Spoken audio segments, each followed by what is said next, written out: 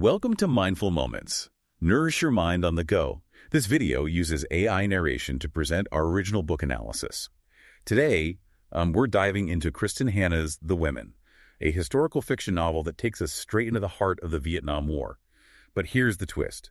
It's told through the eyes of Frankie, a young woman who becomes an army nurse, defying all the expectations of her time. Get ready for a journey of love, loss, and incredible resilience as we explore how war impacts individuals and families, even those far from the front lines. What's captivating about The Women is how Hannah immerses you in Frankie's world. It's 1966, San Diego. We meet Frankie, a recent nursing grad, whose world revolves around her brother Finley.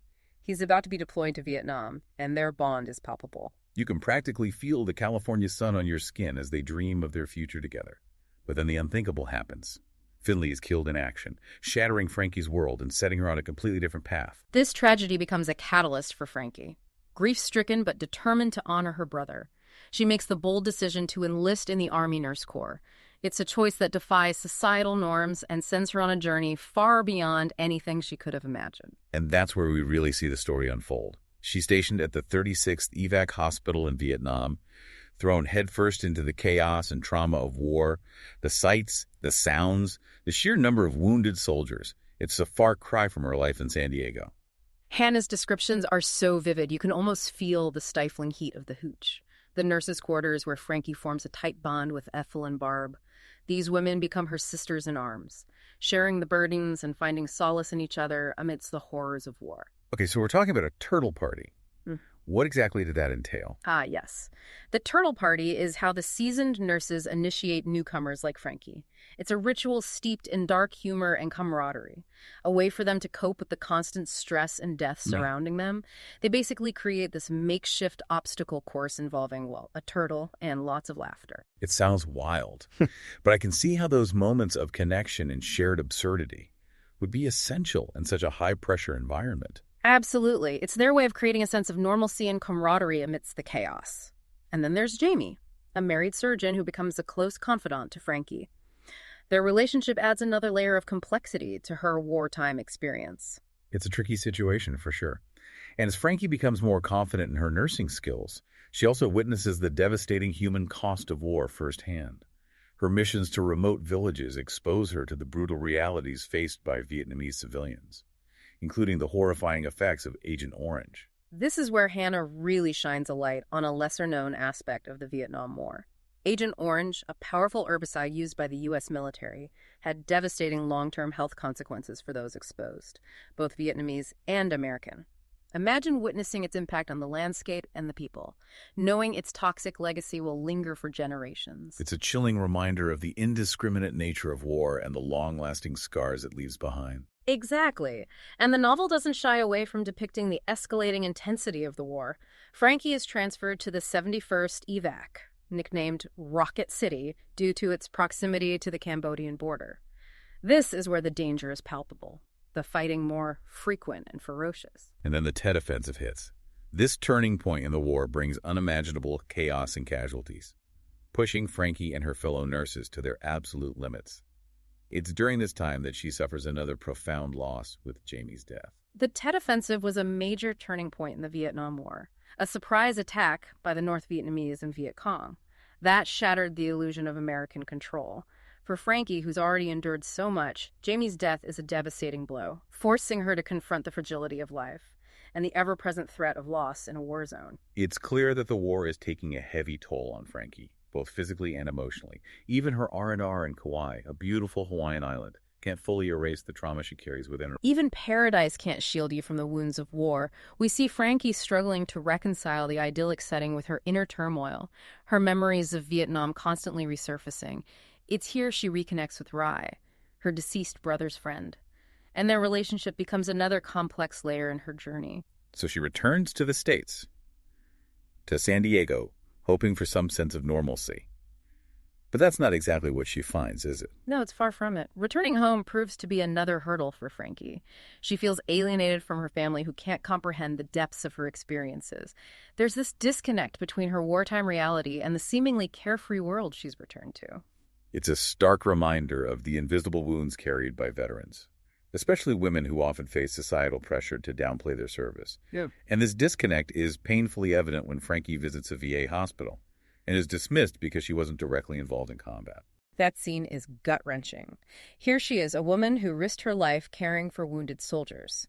And her service is deemed insignificant because she wasn't on the front lines. It speaks volumes about the societal attitudes towards women veterans at the time. Their contributions often minimized or overlooked. It's heartbreaking. Yeah. And it really underscores the challenges faced by women returning home from war. Yet Frankie's story is ultimately one of resilience. She eventually finds a path toward healing, but it's not a straightforward journey. It's messy, it's emotional, and it highlights the long-lasting impact of trauma on the human psyche. So where does she go from here? How does Frankie begin to piece her life back together? Frankie finds solace in unexpected places. She reconnects with Ethel and Barb, her lifeline from Vietnam. Their friendship becomes a source of strength and understanding, a space where they can truly be themselves without judgment. Their bond is so powerful. It's like they've created their own support system, a haven where they can process their experiences and help each other heal. Exactly. They understand each other in a way that others can't. They've shared the same horrors, the same losses, and they offer each other unconditional support as they navigate the challenges of returning to civilian life. And it's not just about talking either. They actively help each other rebuild their lives. Ethel invites Frankie to stay at her family's farm, giving her a much-needed escape from the suffocating atmosphere at home. And Barb, always the activist, encourages Frankie to channel her anger into something productive by joining Vietnam veterans against the war. That's a pivotal moment for Frankie. She's been grappling with so much anger and resentment, not just about the war itself, but also about how her service is being ignored and dismissed. Joining the anti-war movement gives her a sense of purpose, a way to channel those intense emotions into something meaningful. It's like she's finally finding her voice. And the March on Washington becomes a powerful symbol of that. It's not just about protesting the war. It's about Frankie connecting with other veterans who understand her pain, her rage, her sense of betrayal. That sense of solidarity is palpable in that scene. They've all been through hell. And they're standing together, demanding to be heard, demanding that their sacrifices be acknowledged.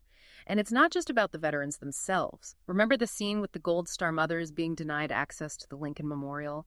It sparks outrage among the marchers and highlights the broader societal impact of the war. These mothers who've lost their sons are being silenced, their grief deemed inconvenient or disruptive. It's a microcosm of how the war's true costs are being swept under the rug. It's incredibly moving and deeply disturbing at the same time. And Frankie's activism doesn't end there. She becomes involved with the League of Families, advocating for POWs and their families, demanding answers and accountability. It's as though she's found a way to honor Finley's memory by fighting for those who are still suffering because of the war. It's through this work that she meets Henry, a compassionate and dedicated doctor who's setting up a clinic to help veterans struggling with addiction. Their connection is born out of shared passion and a desire to make a difference in the world. Henry represents stability and hope for Frankie.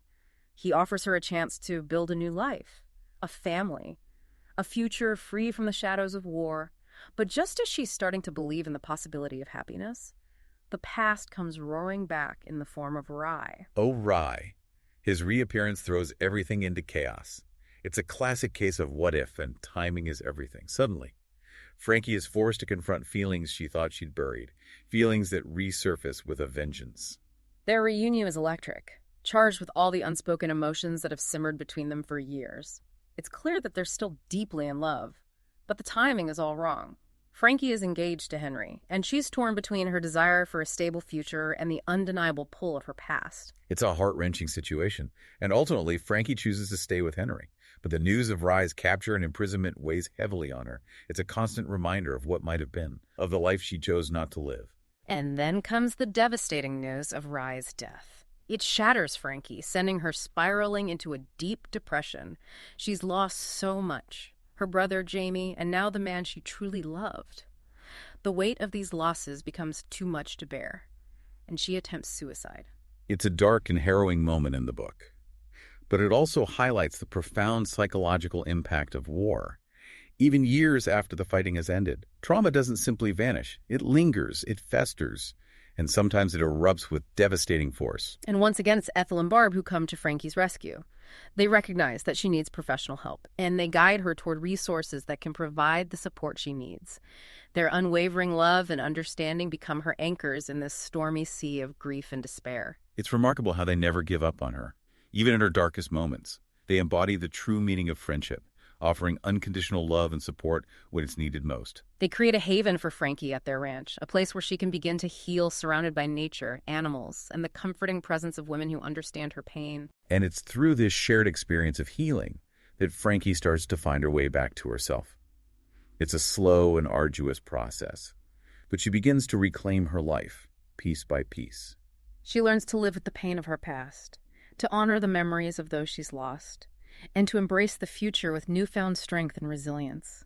Her journey is a testament to the enduring power of the human spirit, our capacity to heal, to forgive, and to find meaning even in the face of unimaginable loss. And in the final part of our deep dive into the women, we'll explore the poignant conclusion of Frankie's journey as she confronts the ghosts of her past and seeks closure at the Vietnam War Memorial. So we left off with Frankie finding solace and healing at the ranch with Ethel and Barb. It seems like she's finally on a path to recovery. But there's still this sense of unfinished business, a need to confront the ghosts of her past. Yeah, and that's where the Vietnam War Memorial comes into play. It's a place of profound significance for veterans and their families, a space to honor the fallen, to reflect on the sacrifices made, and to seek a sense of closure. For Frankie, it represents a reckoning with her past, a way to finally face the memories she's been running from. It's a powerful symbol, isn't it? Mm-hmm. Those names etched in black granite, each one representing a life lost to future cut short. And for Frankie, it's personal. She's going there to find Finley's name, to acknowledge his absence in a tangible way. It's a pilgrimage of sorts, a journey through healing and acceptance. And what's striking about this scene is that Frankie doesn't go alone. Her parents accompany her, symbolizing a newfound understanding and reconciliation within their family. Throughout the novel, there's been this tension between Frankie and her parents, particularly her father, who couldn't comprehend her decision to enlist, or the depths of her experiences in Vietnam. But at the memorial, they find a way to connect on a deeper level, united in their grief and their shared loss. It's a beautiful moment of closure, not just for Frankie, but for her entire family. They stand together before the wall, tracing Finley's name, each lost in their own memories, yet connected by the invisible threads of love and sorrow. It's a testament to the power of shared grief, the way it can both divide and unite us. And for Frankie, it marks a turning point. She's no longer running from her past. She's embracing it as part of who she is. She's finally accepting that the war, with all its horrors and its losses, has shaped her, changed her, and that she can't simply erase those experiences from her memory. Exactly. And by acknowledging the pain, by honoring the memories of those she's lost, Frankie finds a way to move forward with grace and resilience. Her journey is a powerful reminder that healing from trauma is possible, that even in the darkest of times, hope can emerge. The Women is a captivating and emotionally resonant novel that delves into the often overlooked experiences of women during the Vietnam War. It's a story of love, lost courage, and the enduring strength of the human spirit. It's a book that will stay with you long after you finish reading it, prompting reflection on the complexities of war, the challenges of healing from trauma, and the transformative power of human connection. If you're looking for a book that will challenge your perceptions, move you deeply, and leave you with a profound sense of hope, I highly recommend The Women by Kristin Hannah. You can find a link to purchase the book in the description below. And don't forget to subscribe to our channel for more insightful deep dives into captivating books and thought-provoking topics. We'll see you next time on Mindful Moments.